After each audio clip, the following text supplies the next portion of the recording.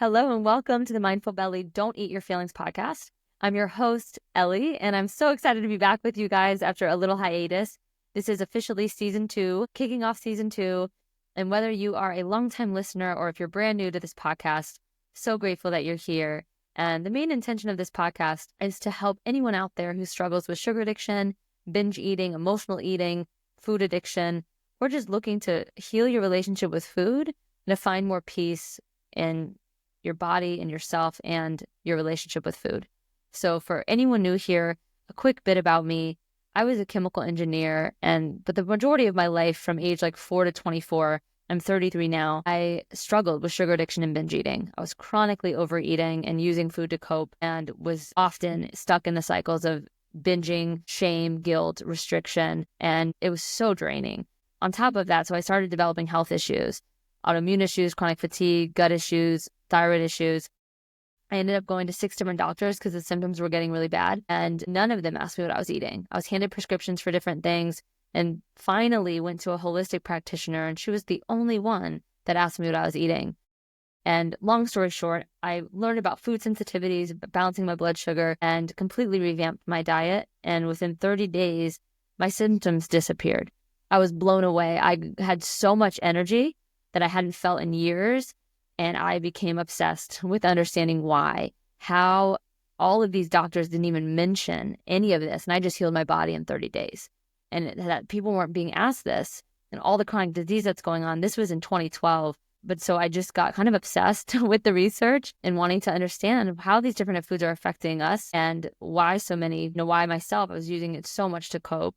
And so that was kind of the next part of the journey. It was learning kind of the biochemistry and the more physical elements of sugar addiction and nutrition, but then going into the emotional piece. Why am I using food to cope? Mindful eating and really breaking through the addiction cycle, which is so much more than just the food piece itself. It's so some of the biggest takeaways over these past 12 years of coaching and just my own healing journey. One, focusing on the food quality, not just calories. And food is chemistry. And I think one of the biggest shifts I had personally was realizing just how much of an effect each bite I took had an effect on my reality. So my immune system, my mental health, my nervous system, the way I'm showing up in the world, when I'm eating foods that make me feel low energy, super bloated, tired, that I am not showing up in the world in my best self. When I'm eating foods that make me feel light and energized and I feel creative and that's how I want to feel. So it was like switching the value system from being so hyper focused on weight loss and less calories to how do I want to feel? I want to feel light. I want to feel energized. I want to feel good in my body. I want to feel like what foods are helping me to do that. And that required me paying attention to when I was eating of oh, this makes me feel bloated. So, I got tired 30 minutes later. I woke up and I was all puffy. What's that about? Let me think back. What did I eat yesterday? Let me experiment with that again. And sometimes it took for me doing certain elimination diets like the Whole30, paleo, even carnivore, to then reintroduce foods and really explore what is this doing to my body? And a big lesson is not getting sucked into dogma or other people saying this food is good, this food is bad, which I so have gotten sucked into, and remembering to listen to my body. It's helpful to have external, people to suggest, but final verdict is how do I feel when I eat it? And there's certain foods that may even be deemed as healthy, but that fuel a lot of cravings. So just noticing, oh, when I eat this, I want to eat, I don't feel full. It's making me hungrier, stuff like that. So it's just really listening to your own self, your own body. And our bodies change. So there's certain things that you may not be able to tolerate if your gut's super inflamed or you're very tired. Certain foods just don't do as well in our system as other periods of time when our guts are healed and we're well rested and we're really balanced in our life, we may be able to tolerate a lot more stuff. So it's just releasing the good or bad around food and the shame of if I eat this, then I'm bad, versus just having more conscious choice of oh, when I eat this, I feel this way. Do I want to eat that? Knowing that I might feel this way, maybe I do. I know this food will give me diarrhea. Do I want to eat that? Maybe I do, but most likely I won't if I can identify that. But a lot of times, I know for myself, I was so disconnected. I didn't know that certain foods were causing me to feel a certain way. I remember growing up, I would eat something and my belly would be so distended. I was like this tiny little thing, but I looked 6 months pregnant. And I'd never connected that, oh, this is because This is because of the gluten I just ate, and I was very intolerant to gluten. Anyways, next takeaway that I hope can be helpful is the mindful eating piece. So much, there is a huge piece is the actual food itself, is how we heal our relationship with food, but also the awareness of why am I eating? It's not just the what am I eating? Why am I eating? Why am I reaching for this? And not in a shaming way or a judgmental way, but a very curious way. That was such a game-changing question of, am I actually hungry? I was eating so compulsively, so much on autopilot. A lot of times it was out of boredom, stress, just habit, just compulsive, like, oh, I finished a task. Now I'm going to go put something in my mouth. Or I just got a stressful email from my boss. Food for me was a big feeling of safety and help relax my nervous system. So if I was in a very heightened state and I could feel like my cortisol high, I'd often compulsively want to reach for food to calm it. So noticing that was a big trigger of mine of just wanting to calm my nervous system down, realize, oh, there's other tools for this. Breath. I became a yoga teacher, breathwork teacher, and realizing, oh, I just need to breathe right now. I need to put my hand on my heart. Maybe I need to get the sun on my eyes, put my feet in the grass. And I don't have to reach for food in this moment. And what was helpful for me in the beginning, I would grab club soda for a little spacer to give myself something to like consume and like put in my mouth and just breathe and slow down. And also just not denying myself of food. And the moment I wanted to reach for food, it wasn't like, no, you can't have it. It was like, let's get curious. Am I actually hungry in this moment? Okay, I can eat, but like, let me explore. What am I feeling? And so often the reaching for food was numbing from me not wanting to feel something going on.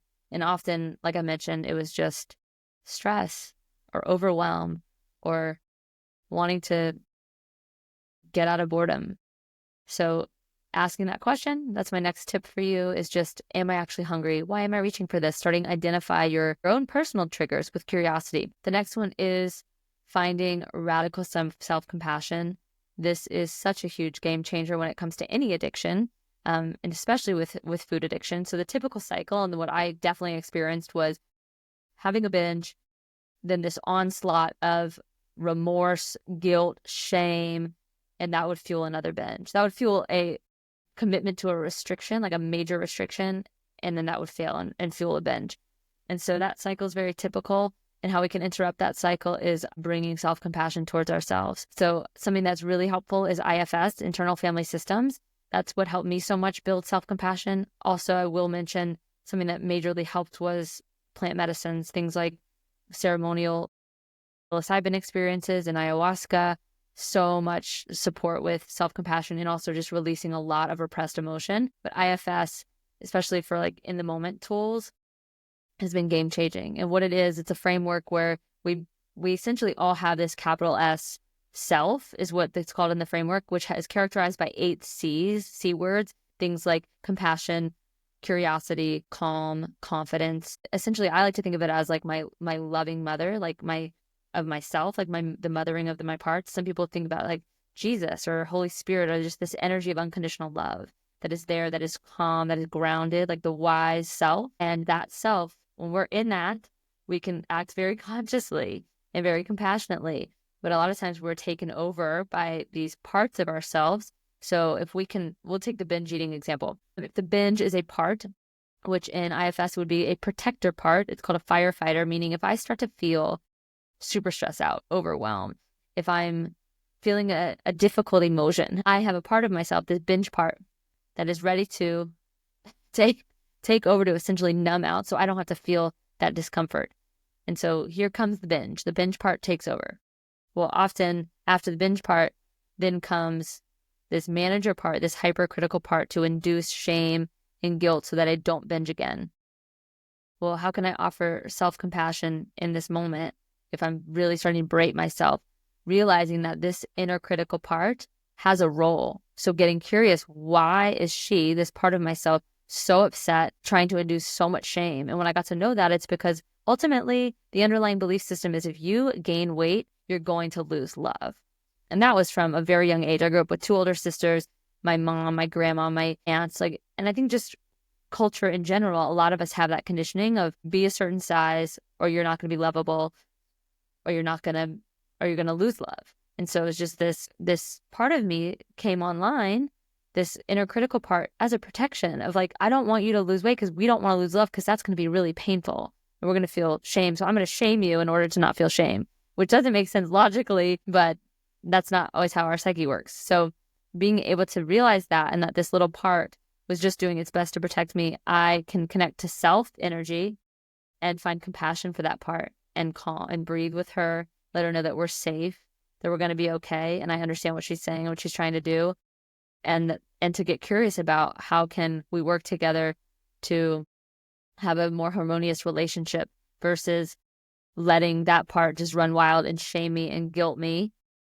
And then that fueling another binge, or noticing the part that part wants to hyper restrict and realizing like that hyper restriction does not serve us, because then I end up binging again because I'm starving, or I get stressed again and I'm not dealing with root cause. So it's this slowing down and really being able to witness all these parts that are coming up when this all happens, and breaking the cycle through connection to self, connection to compassion.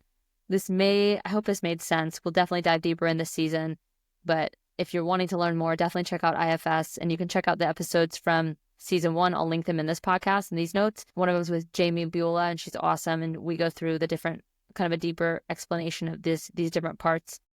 But ultimately, to recap, is just noticing if you're being really hard on yourself, and can you find a little more softness and love, and notice if these thoughts of major restriction come up, and see if you can soften around those. And notice that it's just a habitual pattern. A lot of it is just these habit cycles that have been formed for a long, long time. And in order to break them, we become aware and we choose differently. Every moment is a new moment to choose again. And you're new and you're loved and you're not alone.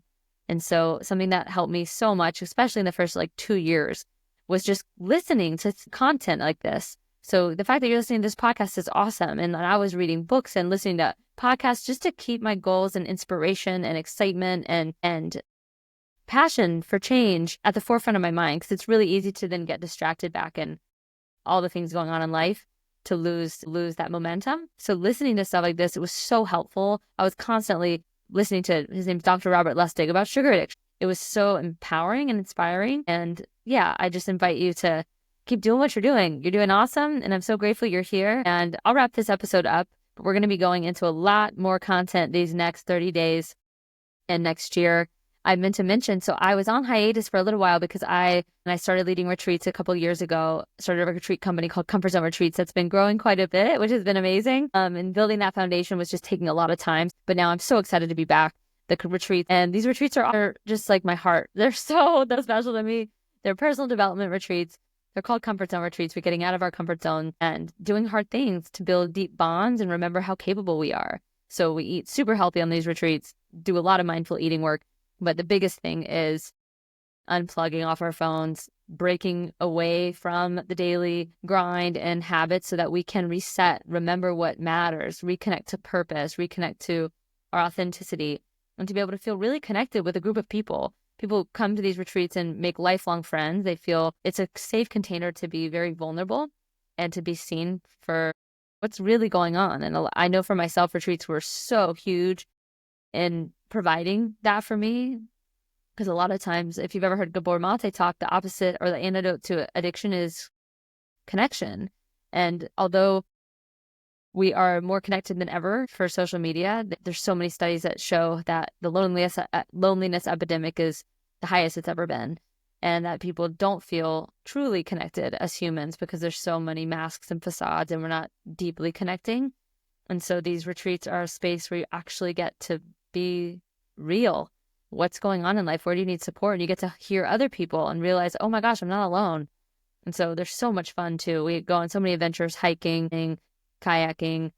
We'll be going to the Nepali coast in Kauai this June. We've been to Costa Rica, Glacier National Park, Big Bend, Colorado, a lot in Austin, explore national parks and beautiful places on this earth while doing a lot of personal healing and work. We do yoga, breath work, ice baths. So if that interests you, we're going to Kauai in June 4th through the 8th, 2025, whenever you're listening to this. And I'll wrap this episode up. So I'm so grateful to be back, and a lot more to come. But I'd love for you, if you have any feedback or if you've got any topics that you'd love me to dive deeper into, I would love to hear from you. You can always reach out to me at Mindfulbellie on Instagram. Till next time, I hope you send yourself so much love and appreciation for all the ways you are showing up.